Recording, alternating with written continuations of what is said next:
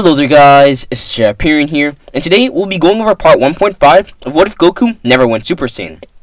We last left off with Goku and Vegeta going to their highest possible forms, Ikari and Super Saiyan respectively. Now in this part, we'll be going over Vegeta's journey to Super Saiyan, and power levels of the humans and other characters that might have changed. Now without further ado, let's get straight into the intro.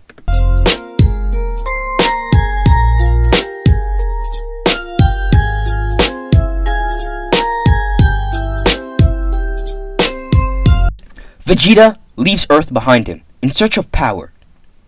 The power to finally take down anyone who dare stand in his way. Vegeta, looking for the direct path to King Cold, would begin leaving little messages for him, killing thousands of his men, refueling at his bases over and over again, and basically leaving them in rubble, leaving nothing behind, meaning that King Cold's forces and supplies begin to dwindle, leaving nothing behind for him. Meaning that his power over his galaxy, the universe, starts to go down as well. This is a war tactic that many have used. Basically use your enemy's resources and then just destroy it all, leaving nothing for them. Basically building your own strength and leaving them with nothing. And this is what Vegeta begins to do. Vegeta's actions start to encourage others to take a stand against King Cold. But their relatively low power levels don't even stand a chance.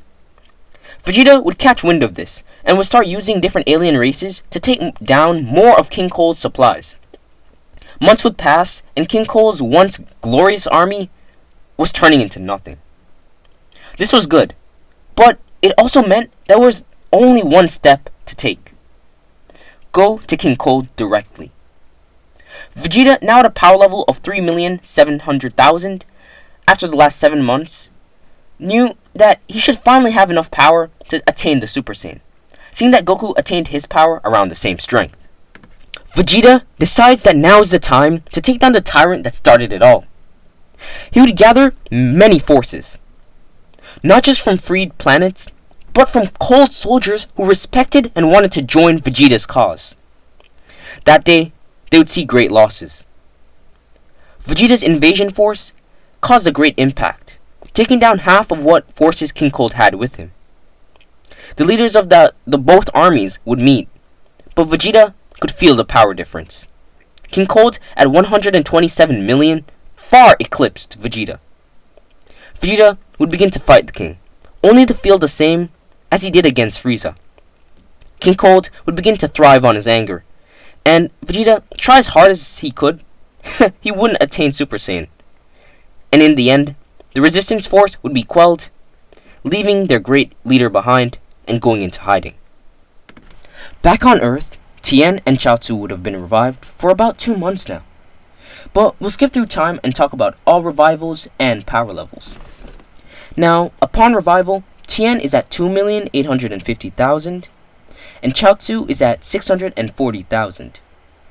5 months later, Yamcha is at 4,642,000 and Krillin is at 5,803,500. Now, you might be saying that their powers are high, and at this point, you're right. Their powers are massive.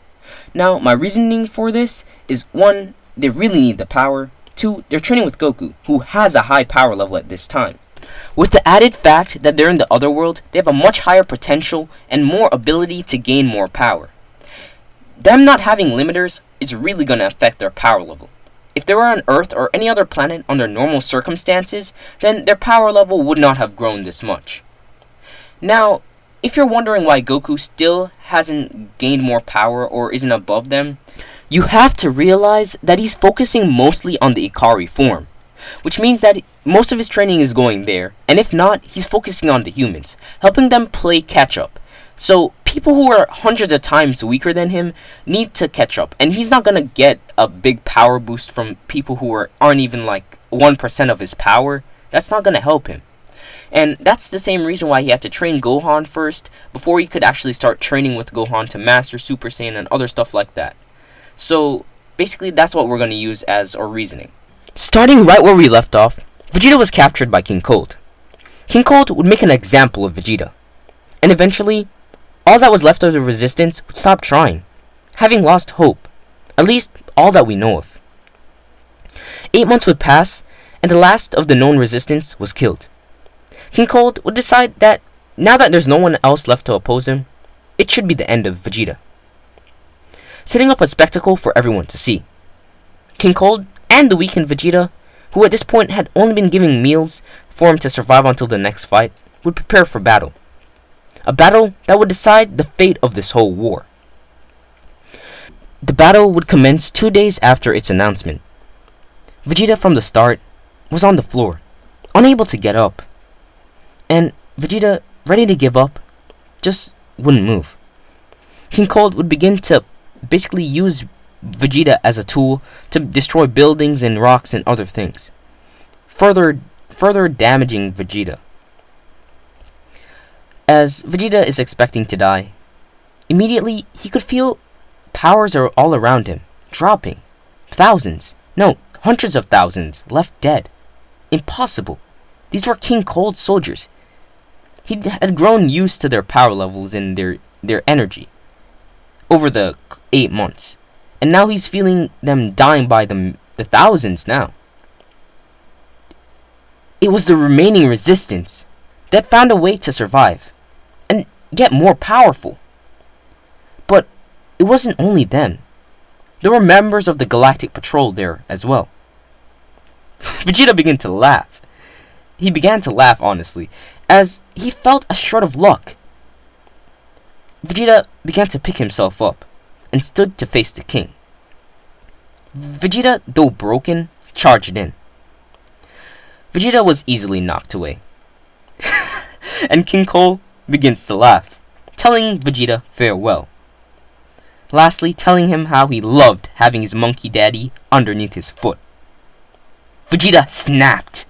Lightning began to crackle in the distance. Thousands of Saiyans began to surround Vegeta as he let out a blood-curdling scream. A yellow aura surrounded him. Vegeta pushed his hands straight into King Cold's chest before dropping him onto the floor. With a sadistic look, Vegeta finishes this fight by crushing King Cold's head, leaving him dead. Vegeta drops to the floor. Minutes later, he'd be surrounded by thousands of soldiers and Galactic Patrol members. After months, Vegeta would be finally healed. And in his healing pod, there's only one thing he can think of. He had finally done it. He had ended the tyrant who started it all. And now, having been the first Super Saiyan, he now can return to Earth and settle his score with Kakarot. And after he's done healing, he does that. He heads straight to Earth, leaving the Rebel Resistance and the Galactic Patrol to decide what happens to the rest of the Cold Army and this whole situation. Now, this is where we're going to be leaving off this part. So if you guys like this part, remember to leave a like and subscribe, and I hope you guys have a fantastic day. But now remember that the like goal is still 5. So, try and hit it. Alright guys, later.